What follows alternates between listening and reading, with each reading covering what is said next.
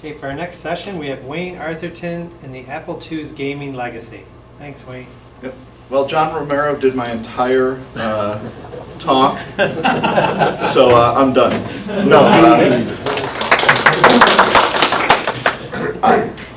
When he started going through all those, I was getting a little bit nervous, but decided to just take a slightly different tack. So what I'm going for, and going to speak about, are game franchises that started on the Apple II or on many platforms at the same time and weren't a port, and that are still live today or were long-lived after that, and then finally just some other random stuff. So the first one, in the most numerous number of titles to come out of it, is Might and Magic. This started in '86 and has had over 46 releases in one way or another. So 46 different titles have come out of Might and Magic. Of just Might and Magic itself, the game that we all maybe played, you're looking at 10 releases, just that core role-playing game. And the last one of those was in 2002. So it had a good 16-year run there. So let's just set some shots while I'm speaking through here. And then there was another title that came off that called Heroes of Might and Magic, which I'll be talking about more in a minute. And there was 21 of those so far, and that's still going strong. In fact, the last release was in March of this year of that. It also did a board game, about 3 collectible card games, 4 different fan release games, and 4 novels, which are excellent. No, not really. So this is actually, I just wanted to show some of the, so this is your Apple II version. I just want to show, because they ported over to the Nintendo Entertainment System, and just how the graphics kind of changed a bit on there, and actually beat us a little bit, unfortunately, because they didn't have to use purple, orange, and all those. Might and Magic 2 was a double high-res on the Apple II, so we started getting some better colors. This is one of my, I just think it's a wonderful looking cover screen compared to a lot of stuff that was hitting around that same time. So just some more pictures of this. The first Might and Magic 1 hit for almost every machine: Apple, Commodore, DOS, Mac, the Sharp X1, the Sharp X6800, and a couple other Japanese-only ones that I'm not very familiar with. The number 2 hit for Amiga, Apple, Commodore, DOS, the Genesis, the Mac, the Sharp, and the Super Nintendo. This is and then this is the Super Nintendo version of it. Just as a as a contrast here.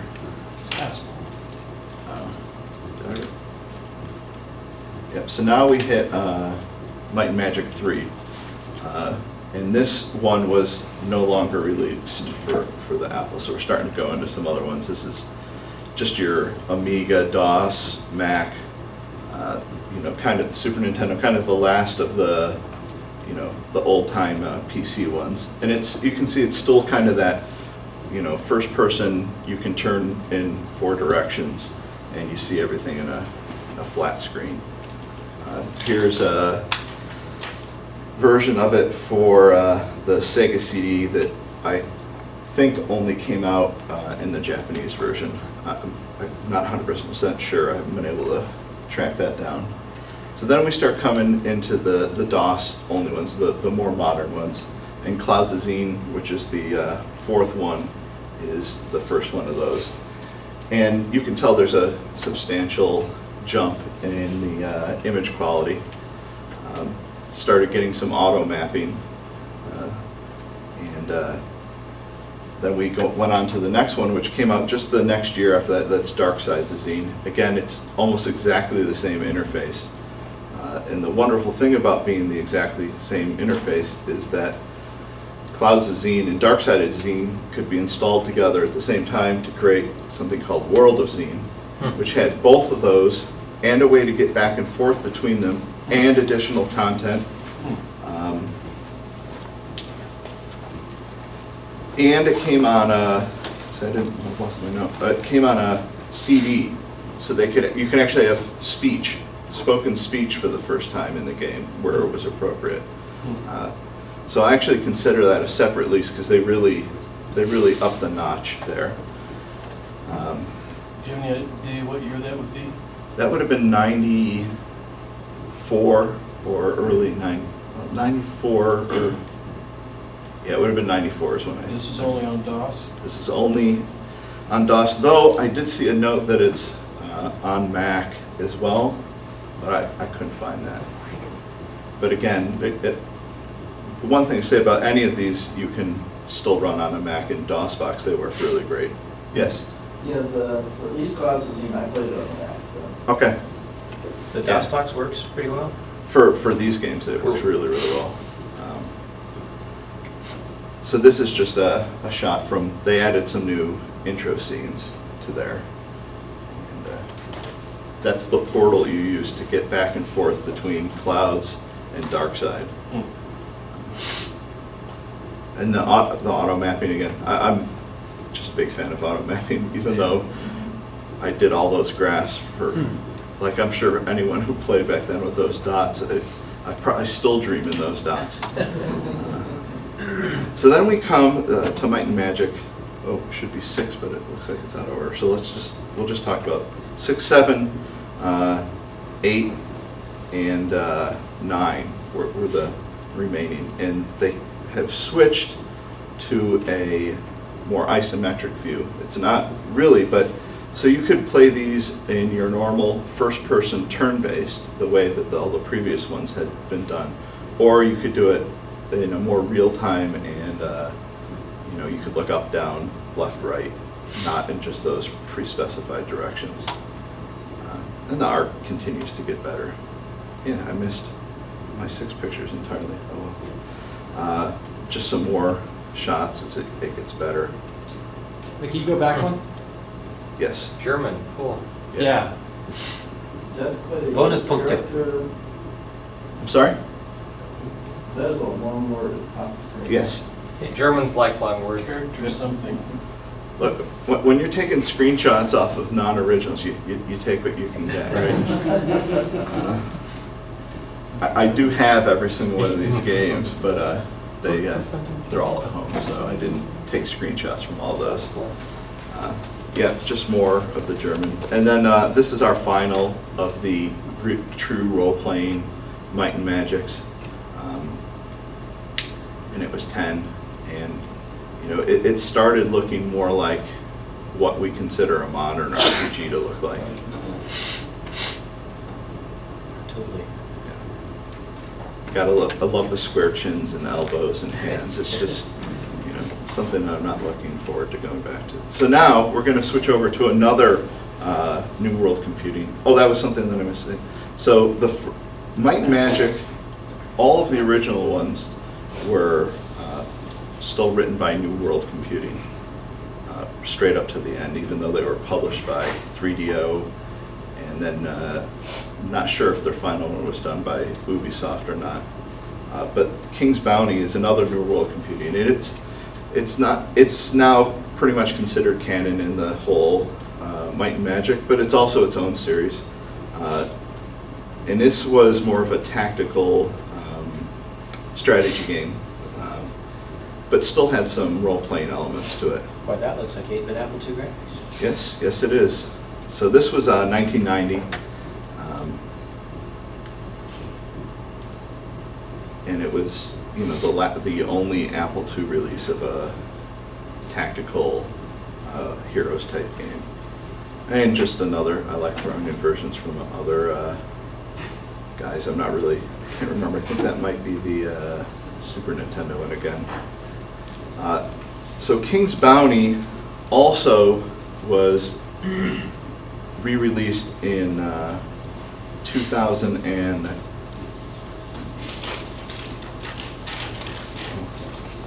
it was. I just lost that note. It was re-released that doesn't matter. It was released in about 2000 by a company called 1C out of the Soviet, well, Russia at that point. And so they've continued it on, even outside of the Might and Magic, and kind of reimagined it a little bit. It's more of a true isometric RPG than it is a strategy game. But it still keeps on. And then this is the newest King's Bounty, and it's a web-based, Facebook integrated game. I haven't spent any time with it whatsoever. I'll think about forgetting. So now we'll switch over to the series that came out of King's Bounty, which is Heroes of Might and Magic, which is the Might and Magic that's going the strongest today. The first release of this was 1995. It was DOS only, obviously. And it has a lot of the same things that you saw previously. So it has these RPG elements, but it still has this tactical combat. You can't see the numbers on here, but in many of them you can still see the same numbers that we saw back in King's Bounty. Just more heroes. You can see here all the numbers, the way that's the same way it was King's Bounty. And they really kept that going on to Heroes 3, Heroes 4, right? They haven't really changed any of that at all. Heroes 5, they started moving off of just fields. Heroes 6 came out last year, so it's still going strong. And just more iterative, better graphics, a little bit more storytelling. Now there's kind of a spin-off called Clash of Heroes, which is done by this company called Capybara Software, who's done a bunch of cool things. Sword and Sorcery for the iPad. It's wonderful. It's an Sword and Sorcery was awesome. Yes. So they're kind of doing games that they want to do in the way they want to do it. So I decided to take a whole bunch of pictures because I just think this is the coolest little DS game. And it's also available for PC and Mac if you want to play. So it's more of a logic game than or a puzzle game than a real strategy game. Basically, so it has a story to it. But basically you create these lines of troops like this. And they go up against opposite lines of troops. You can create offensive combinations, or you can create walls, and basically you're just trying to defeat the other guy. But it's extremely fun, and it's cute because it really has that Japanese look to it, but it is designed just to be a logic game and still keeping a lot of that mythology alive. And so that's. What sort of weapons do they use? It's mostly magical arrows, but you also can get deer who can jump over walls, and then they run again. It's I can show, if someone's really into it, I can show you later. It's just a really cute game, a lot of fun. So then there were some other games, and a lot of these I've never played, that were they were first-person shooters based in the same world, kind of. So this one is Crusaders. It was out for the PlayStation 1, I believe. You can see it's a shooter but with swords. And then there was one that was pretty modern, Dark Messiah of Might and Magic. Now this was done by Ubisoft, who's a big publisher, but done on the Source engine, the same one that Half-Life 2 is, and Portal. And you play a guy with a bow and arrow, and it's just really kind of changed. People hated it, but I always thought it looked great. So now we'll switch over to the next most, Prince of Persia here. So again, beautiful double. I'm sorry? What are these different types of games, like Heroes? I mean, how would you classify Well, them? Heroes would be, they call it, it's a tactical strategy game. So it's more about the tactics of combat than, building, and where pure strategy would be building a city and making production off of that and then doing battle. So this is just really the tactical combat portion. Oh, okay. Yeah. What would you say, Clash of Heroes or Crusaders or Dark Messiah? Okay. Dark Messiah, that would be a first-person shooter. And the Clash of Heroes is another shooter, or Crusaders is another shooter. And Clash of Heroes is it's a puzzle game. I don't know if anyone's heard of a game called Puzzle Quest or Puzzle Quest 2. It's similar in thought to that, where you have this story, a big story on the outside, and then you play little logic puzzles on the inside. So Puzzle Quest uses basically the Bejeweled mechanism and then a story wrapped around this, and this uses something rather unique that's fun, where combinations. So we come to Prince of Persia. This is one of the latest, one of the old. It was really late in the Apple II. So it came out in 1989. And again, beautiful double high-res. I think we could have held out a little bit longer once people started to really get a handle on double high-res. Unlike, I've complained to people here about the oranges and the purples and the really old games really bother me and take me out, but some of these I find really, really beautiful. So I'm pretty sure everybody's familiar with Prince of Persia. I don't really need to go over much of it. It's had a total of 10 releases, including one DLC. So this is the original as we saw it on the Apple. Sorry, what is DLC? Downloadable content, extra content that goes on to the game. What version of Prince of Persia had that? The second to last one. So not the most recent one, but the one right before that. No, hold on, I have it here. The Desert of Genius. It is. It was an XBLA, so it's epilogue, so it would be coming off of the Fallen, or the Prince of Persia reboot as Prince of Persia.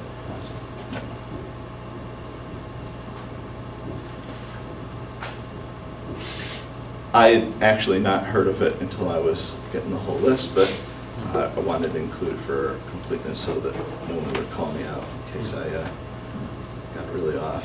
So this one from '89 is the only one that was released for the Apple II. Pretty classic gameplay. But that's not double high-res. Or is it? This is. So the Yeah. game itself is Is that? Yeah, it's just the same Double high-res, colors. Orange, blue, and white. What's the game? Project High-Res. Prince of Persia. Yeah, Right, it's so- the high-res, the screen is TypeScript and stuff. All right, my mistake. Well, the opening screen was The opening definitely screen, double yeah. high-res. Mm-hmm. It just looks so good compared to some of the other things that we've seen.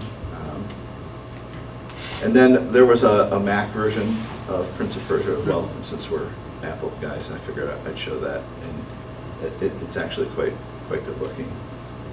So then there was a Prince of Persia 2, never came out for Apple, only hit DOS and on. Those did all right, but Prince of Persia 3D hit in about 1997, and it was horrible. And that should have killed it off, but Ubisoft got the thing and called upon Jordan Mechner again to do Sands of Time. And this is probably one of my favorite games of all time. This is Really? Yeah, this is just absolutely amazing. You run up walls and you do flips. So all this stuff that was kind of in the 2D world, now you're doing in 3D.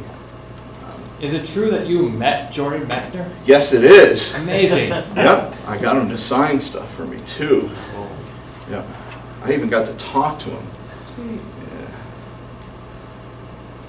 So you're actually playing this. It's if you haven't played it, it's wonderful, and it is available.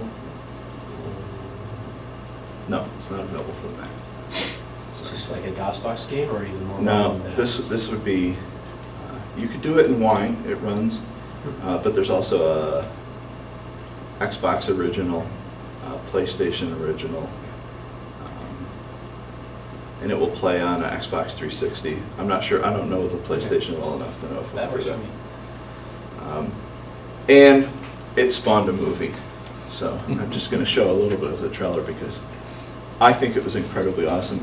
It didn't really follow the game as closely as I had hoped, but oh yeah, I was not doing audio. Is that sound? No, I was not going to do it because a lot of the gameplay videos I have later on have people talking over them. Oh, come on. But so it spawned off a video, and the last release for this was 2010 was the last game to come out. I don't believe it did very, very well. Does it have a historical setting, or is it sort of? It's supposed to be Persia, and I guess it would have been when the Turks invaded Persia, maybe. So that time frame, back when Persia was still Persia. Now I'm not done, but I'm going to hit the absolute biggest selling franchise to ever start on the Apple II. If I were to tell you that there's a franchise that has sold over 85 million copies and has made over $3 billion, and it started on the Apple II, can anyone tell me what that is? Lord Runner. No. Should be. Wizardry. Ultimate could be. Nope. John Madden Football. Really? Yep. Oh, First version hit in 1988. One of them. It took EA 3 years to make it because they wanted to do it with 6 to 7 players so it would run fast, and Madden said he wouldn't let them put their name on it unless there was all 11. They actually Runs slow. It runs very slow. I'll show you a little bit video of the gameplay right now.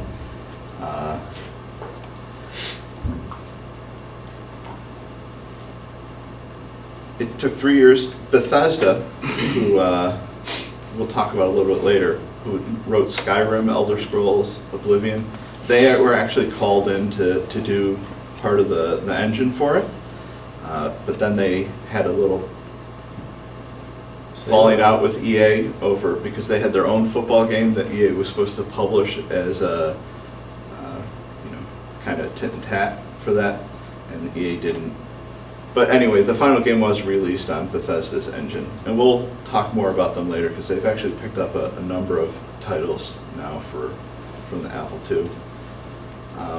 This game used an actual copy of John Madden's 1980 Raiders playbook, which is just a yeah. So it kind of that's what made it, right? That's what kind of started this franchise as opposed to any of the other franchises that had been out there. So we'll just you can kind of see how it is. Just kind of note how the the angle that we're seeing it and how the guys look, because we're going to come to 19. Oh no, sorry.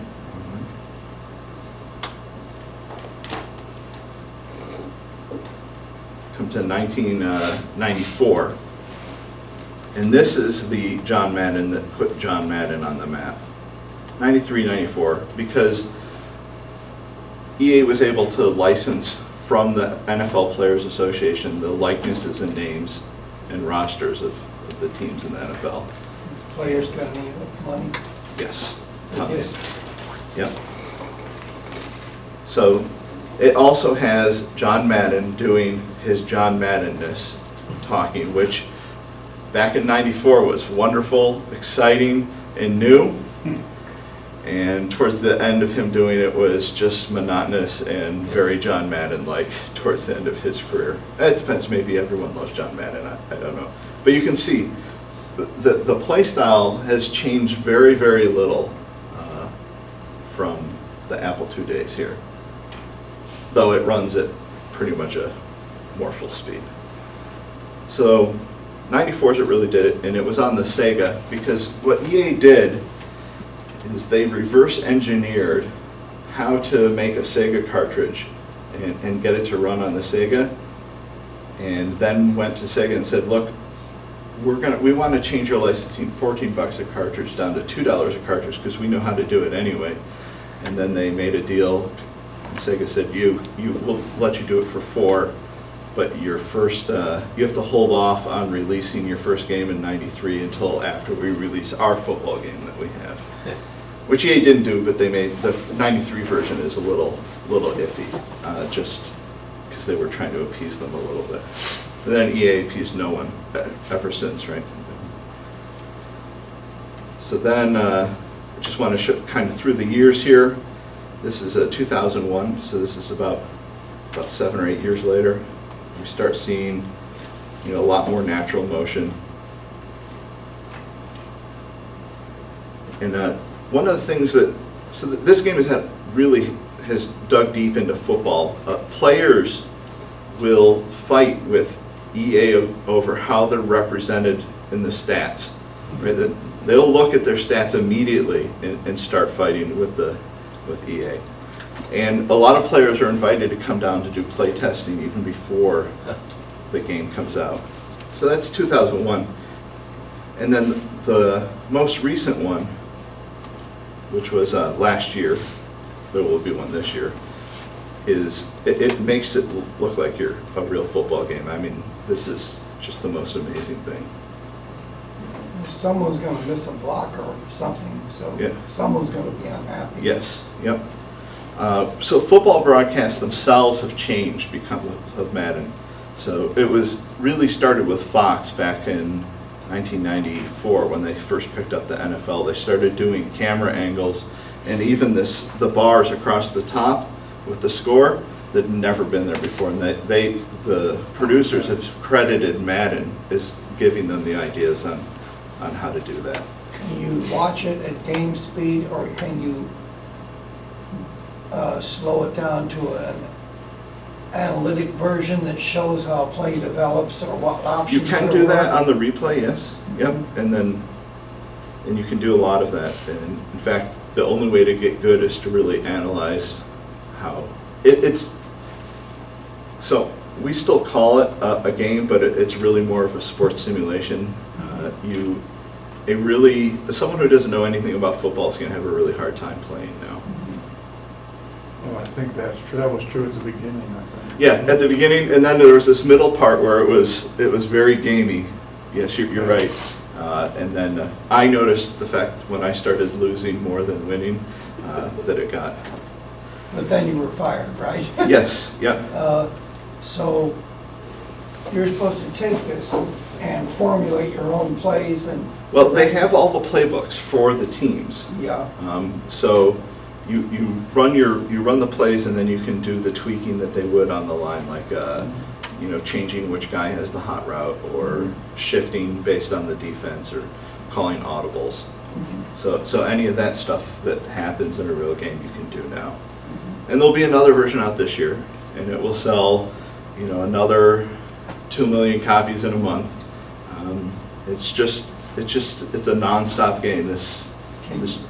EA Sports is what keeps EA alive. Yep. Can you replay actual games?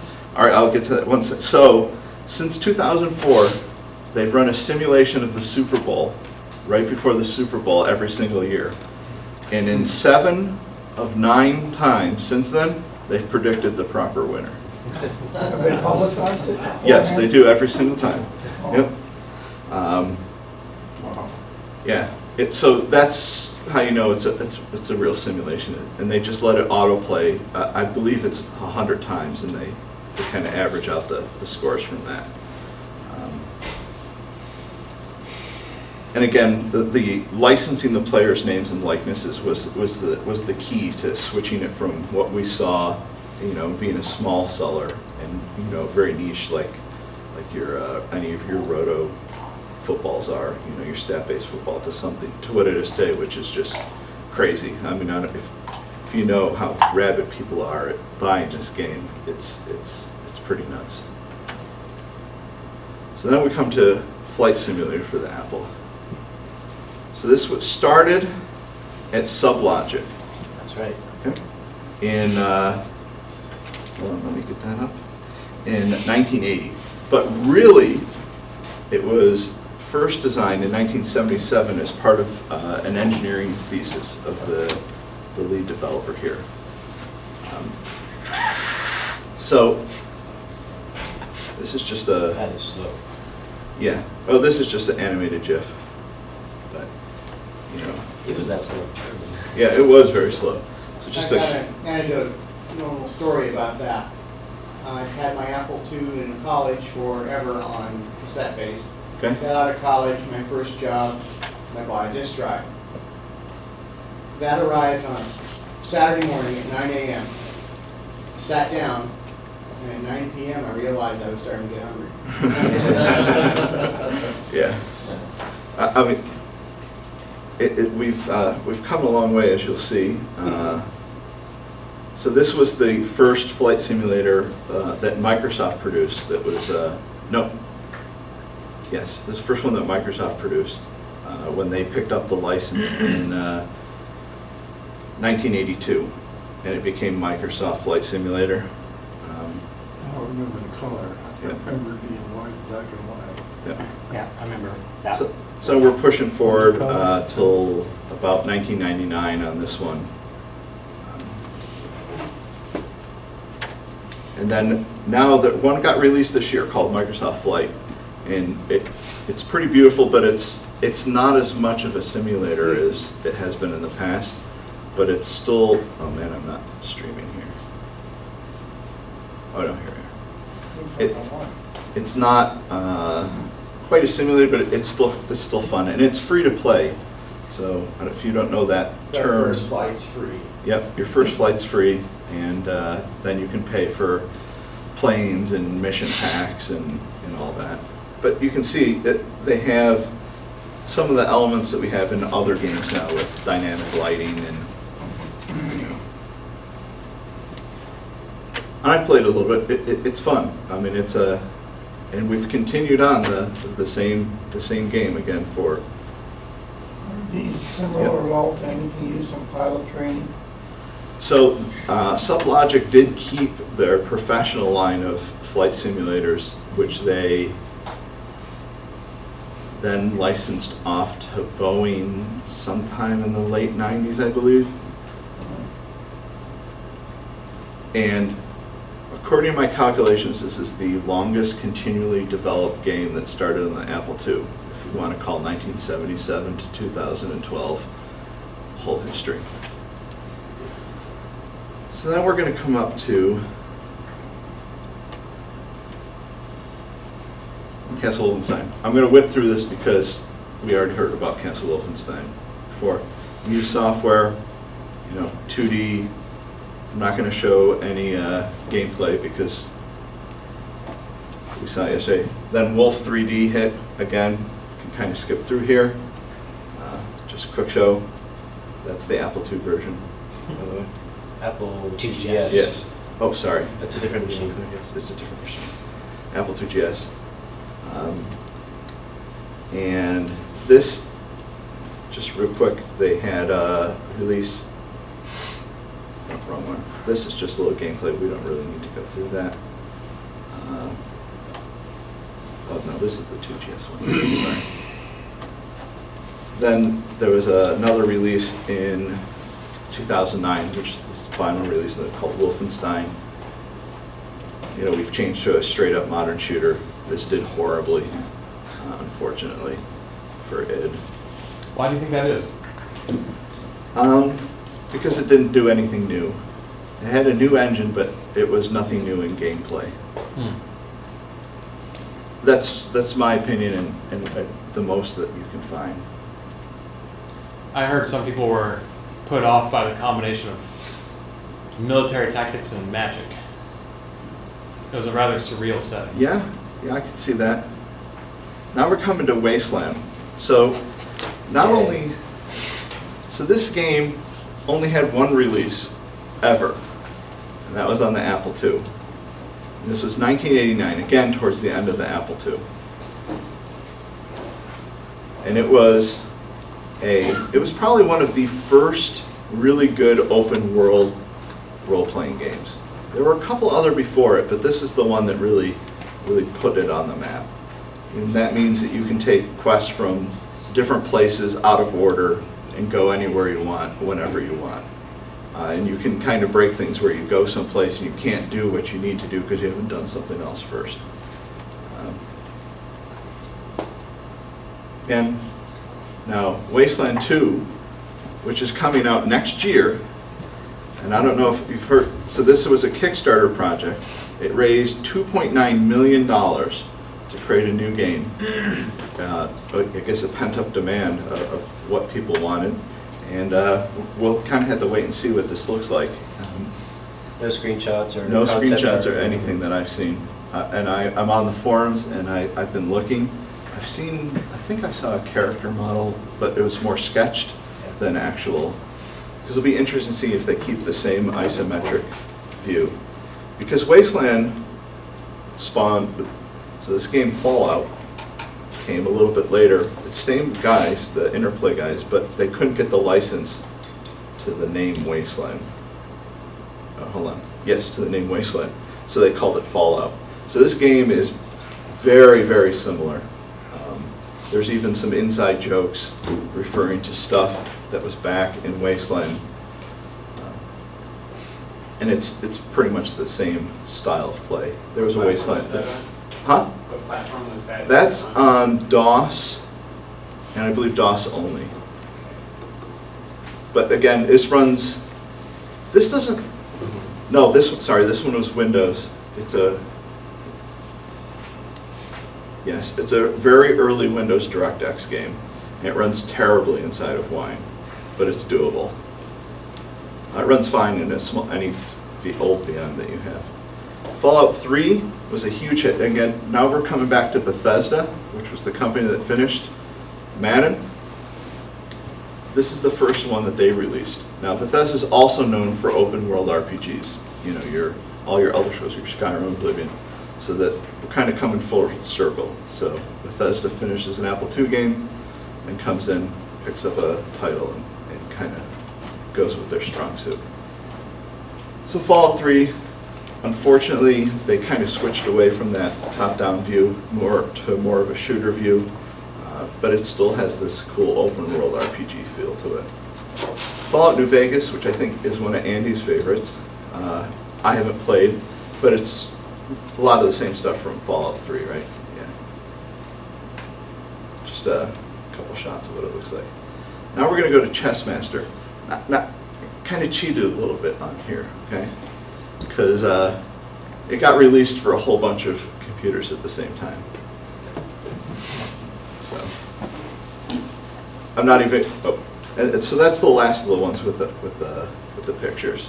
So now we're going to go into stuff that was long running, but has been canceled, and a couple updates to being canceled. The King's Quest.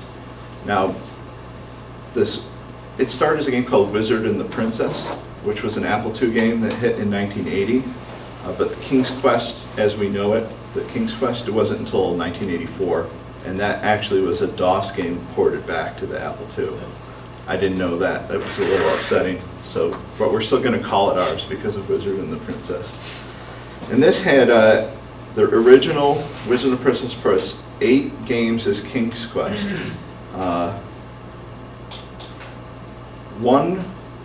Plus 4 that were canceled and 1 re-release.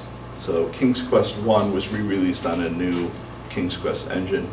Didn't sell well enough because one of the canceled titles was King's Quest 2 on that new engine. This has spawned off tons and tons and tons of fan projects.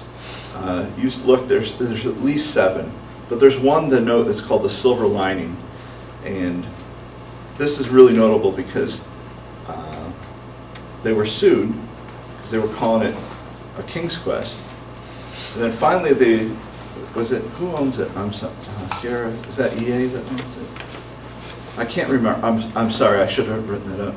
But the title owner sued them and then realized, you know what? There's actually huge demand. So they let the guys go ahead and release the game, but not call it King's Quest, but they could keep all the other names and everything. But what it made them do is sell the rights to King's Quest to a game called Telltale Games, which makes adventure games. And so there's going to be a new King's Quest next year. And Telltale does a really good job of keeping the same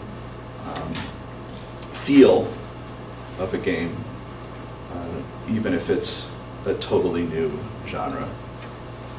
And they redid Tales of Monkey Island. Well, didn't redo it, but they did these games called, hold on.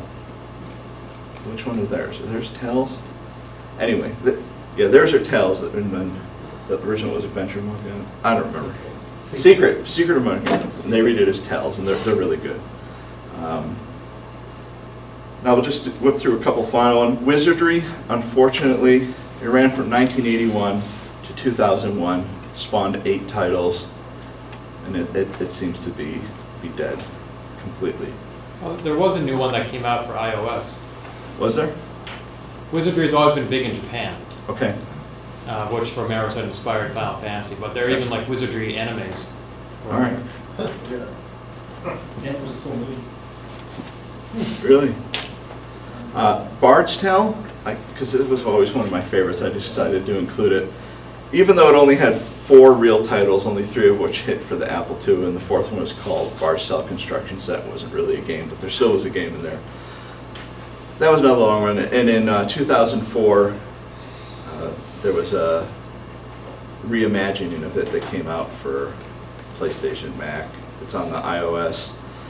But the really big notable thing about this is the iOS version of this actually has the Apple IIgs version of 1, 2, and 3 playable inside of it, which is just really, really cool, and why I included it here. And free? Yep. Yeah, and the 2DS version of Bard's Tale, definitely the best version. Yes. Playable within it, does it then let you save progress? And Yeah, so it's basically using that ActiveGS emulator. Everything feels basically the same as that, but they have put a couple pop-ups saying make sure you use this disk drive, and yeah. But yes, you can save your progress in there and everything. And we'll just, yes. The 3 never came out for this yet. I thought I got it just a couple of weeks ago. Oh, recently? Yeah. So it's a new release based on the original Arthurton edition, right? No. Bard's Tale 3 is inside of Bard's Tale. Right, I Yeah, understand. yeah. It wasn't originally released on the 2DS, was it? Oh, you're right, it wasn't on the I think it 2GS. was. I thought it was just one. and All right, two. so it must be the Apple II version of it. I'll have to look at it. Yeah, I'm sorry, you're right, I did misspeak. Just real quick, Zork ran from 80 to 97 for 15 total titles, one of which was never finished. No, one additional was never finished. It was a text adventure, a playable comic, and an adventure RPG throughout its life. Then we're going to look at Ultima, which I'm calling dead, except there's some news about that. It ran from 1981 to 1999 for 9 titles. There's the multiplayer online role-playing game with it. It started in 97, is still going. They released some new content last year. And then here's the news. It's being re-released as Ultima Forever as a free-to-play, but Lord British wouldn't give him his name, so there's Lady British. how thin? Yeah. And just a final thing, there's Choplifter, which got re-released on the iOS. So I know I went through a whole bunch there. I'm not sure if there's any questions. There's probably not much to question in there. Can I just make a comment or Yeah. something? At the end of the Apple II era, there was some really big games that you had to disc swap like crazy. Yeah, like Pool of Radiance. Full of Radiance. Yeah. The one that I played was called Knights of Legend, Okay. and there was you're familiar with that one? You remember I'm that not. one? Okay. Yeah, it was 8 discs. It was double-sided. Yeah, they were going to add new worlds to it. You Alright. couldn't really finish it the way it was because you had to add new worlds, and they never did get added, I guess. And that made the game impossible to finish. I like the look and feel, except the fight scenes are really slow, just Yeah. because of all the intense. And I didn't go for any, I looked and I couldn't find any game that started on the 2GS that continued, though a lot of games were started on the Amiga, were ported to the GS and then continued. But I really want to concentrate more on the 8-bit anyway. So, well, thank you very much.